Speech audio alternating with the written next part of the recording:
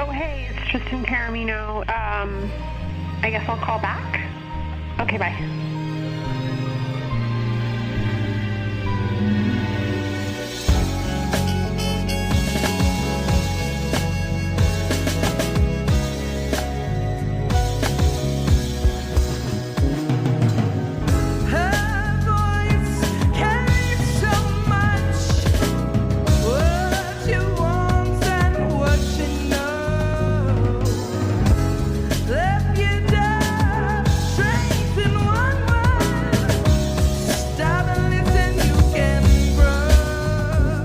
You are listening to the Female Voice Podcast.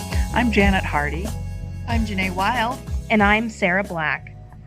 In a little while, we will be talking with Tristan Taormino, author of several books, including Secrets of Female Ejaculation and Great G-Spot Orgasms, The Big Book of Sex Toys, The Anal Sex Position Guide, Opening Up, A Guide to Creating and Sustaining Open Relationships, and The Ultimate Guide to Anal Sex for Women.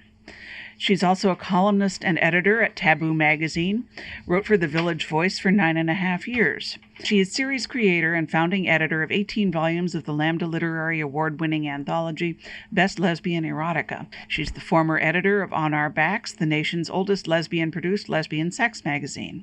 As well as being an adult film director and producer, she's an all-around funny, sexy, and well-read woman. She loves to share her experiences and knowledge with others for the sake of entertaining, educating, and creating a more sex-positive world.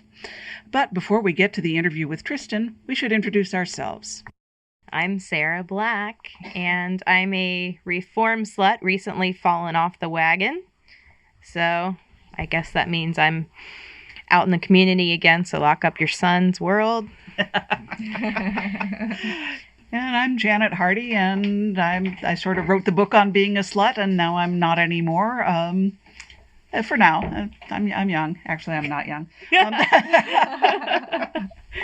And I'm Jenée Wilde, and I am a researcher of sluts, as you might say. I actually am a PhD student at the university, and my area of interest is sexuality and gender, and I've spent a lot of time every day thinking about sex. Yeah. I think that's what we all have in common here. We do. Definitely. We all have that in common. We just wanted to do a podcast that was about all the different choices and ideas and concepts that are floating around the air in the 21st century about sex and relationships. Because there's a lot of different ways to express yourself sexually or not sexually. And we want to talk about that. We want to make sure that all the voices are heard, because the female voice is not just one voice. The female voice is many voices. Some of which are not even female. It's very important to make sure that all of these various voices are heard. So we're here to talk about it and to talk about all different kinds of subjects around relationships and personal lifestyles and sex and sexuality and gender choices.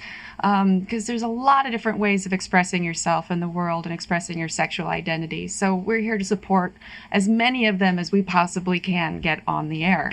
And to learn about them ourselves. You know, I think there's a huge world of sexuality out there that I'm still finding out about, and so a lot of the questions I like to ask are going to be the ones that I want to know the answers to.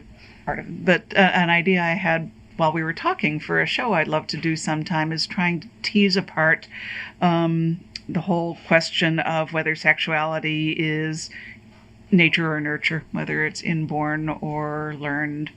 And maybe get some people to talk about that, because to me that's a very interesting question. Yes, nature and nurture comes up a lot on the academic end of researching sexuality and culture, and the debates are very divisive as to whether our sexualities are essential, they're innate or a part of us, or whether or not they're culturally constructed, that it's not a matter of who we are, but what societies we're born into shapes the way we think and behave sexually. So there have not been any answers, as far as I know, to answer those questions yet. Just a whole lot of questions, and they keep asking them. As soon as we can raise a baby in a box for their whole life, we'll find out the answer. Well, and I think it's sort of interesting that everybody is assuming that it's either or, but That's true. Yeah. Well, and sexuality is fluid. You start out one way, you take a path, and you find out more about yourself, and then you take another path, and you find out more about yourself. You might try polyamory and find that it's not for you, and you might go back happily to monogamy, or vice versa, like a lot of people do. I think one of the things we probably have in common is that we all share a variety of experiences around sexuality in our lives. I've had open relationships, I've had closed relationships, I've had relationships with men and women, and a variety of combinations of people within those relationships.